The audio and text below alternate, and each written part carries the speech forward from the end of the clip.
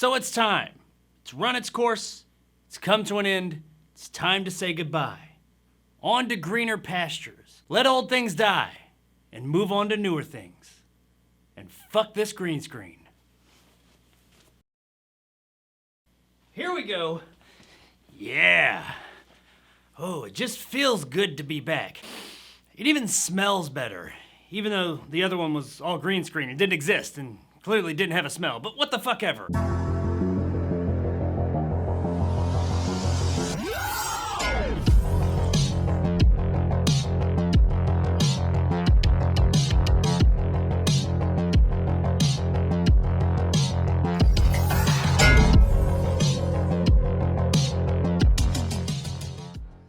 I Am Mortal is brought to us by director Tony Alopoulos and stars Abraham Lewis, Eloise Smith, and Sean Gunn. Set 200 years in the future, a small band of rebels face off against the status quo, where humans have achieved immortality through genetic engineering. So this movie takes place 200 years in the future, and it's in kind of an Orwellian kind of utopian society, but it's not. It's kind of dystopian in that divergent kind of way. It's got the facade of being utopian. Everybody is immortal, or they're going to be immortal, due to the genetic engineering that the guy who runs the city figured out. When you reach your peak self, which according to them is around 25 years old, but I remember myself when I was 25, and holy shit, I would have been a fucking shit show if I had been stuck at 25. I was just a fucking mess then. But according to this movie, that's when you're at your best, at approximately 25. So at that point in time, you get like this serum or procedure or something like that, and you become immortal. So it would seem that all is good within this city. There is a world outside of the city, of course, but we don't really see a lot of that. We get the impression that things aren't so hot out there, but the movie almost exclusively takes place within this city. So as far as this movie is concerned, this world that it's based in, everybody's immortal. Now everybody also takes these pills every day, and we're never really told exactly what the purpose of these pills is, or at least what the purpose is that's given to the public, why they all just willingly take them. We do find out that these pills could be making the population just kind of docile to where they'll accept whatever the government tells them. So pretty much everybody walks around with zero personality. Now that's either a story beat, which I think it is, or it could just be the acting and writing in the movie and it's just all dull. Either way, everybody in this movie is just fucking dull. So when our main character, played by Abraham Lewis, Logos, yep, that's his name, starts wondering what would it be like if I stopped taking these pills every day? How would my life change? He does that and he starts to wonder,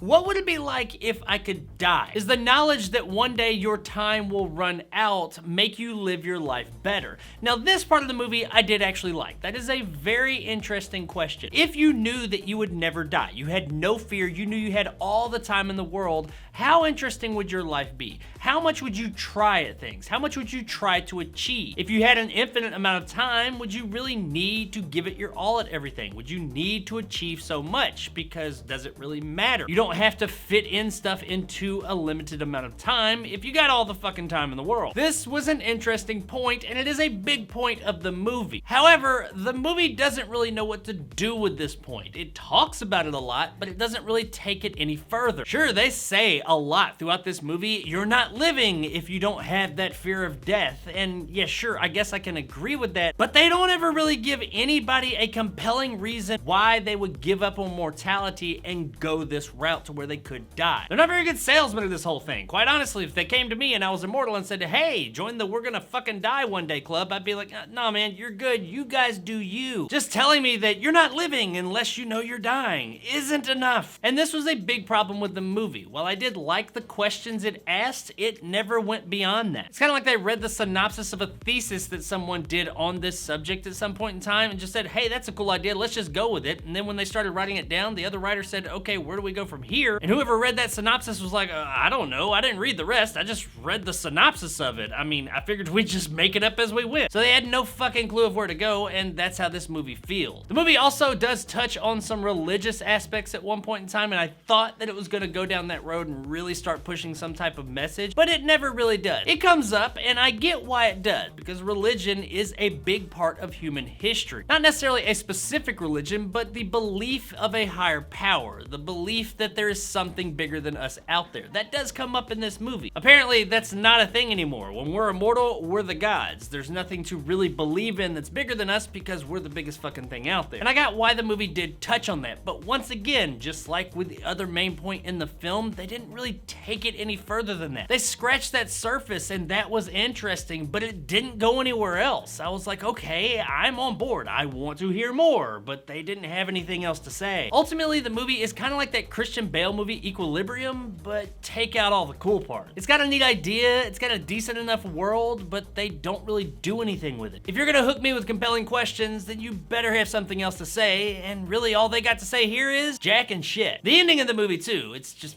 yeah, it happens. When I say it, I don't necessarily mean anything compelling or interesting. I mean just, it ends. Like the rest of the movie, it just seems like they didn't know what to do here. And when they don't know what to do, that means they're not doing anything, and that's just not very interesting and starts to be a bit boring. The performances here are a bit hard to judge because I'm not sure if this medicine that they're taking is supposed to, story-wise, be making them all dull, or that's just how the performances came off. Our two leads, Abraham Lewis and Eloise Smith, just kind of coast through the whole movie with kind of a dull, blank look on their faces. There's supposed to be some chemistry there, and it's just not. I've seen more chemistry between a fucking rock and a coke bottle. And that's pretty much everybody in the movie. I can't say that the performances are like bad, they're just dull, which by proxy means they're kind of bad. Now I kind of do lean towards the dull performances being a result of the story. I think that this medicine is supposed to make them dull. The reason I say that is because there is one performance in the movie that is pretty good and lively, and that would be Sean Gunn's the pilot, and he is, I think, the only person in the movie that's not taking this medicine. Well, this isn't like an Oscar-winning performance or anything, he does stand out above the crowd by a mile. Gunn is known for playing more goofy, eccentric characters, and in this one, he plays it pretty straight, and he does a pretty good job. But unfortunately, his limited amount of screen time can't quite save the movie because all the other performances are just kind of dull and boring. The movie looks pretty good for its budget. It's not like super effects heavy, and it looks like they did what they could with what they had, and they did a decent enough job, I suppose. But some of this future tech that they have in the movie, I do call into question. Like, this is 200 years in the future. We have hologram TVs that are these giant cubes in the middle of the city, all this other high-tech stuff, but our main character is on the bus using earbuds to listen to music. Listening to music while he's reading a book too, by the way. Maybe he's more talented than me, but I just can't do that shit. But you know, that's a totally different conversation. Anyway, I found it hard to believe that we were using earbuds 200 years from now. I feel like they're gonna have some other solution by that point. Now, all these little aesthetic nitpicks aside, while it was a bit limited in its visual department, I've seen a lot worse. It was fine. Guys, I Am Mortal had a neat premise, but it seemed like the filmmakers just didn't know what to do with it. If you can't sell the guy who's watching the movie on your mission, how can I ever believe that you're gonna sell the people in this world on it? And the performances, for the most part, like a lot of the movie, are all pretty dull. The movie looks pretty good, and it does ask some interesting questions, but that's not enough to make a good movie. So if you're interested in this one, at best, check it out on streaming. Across the street.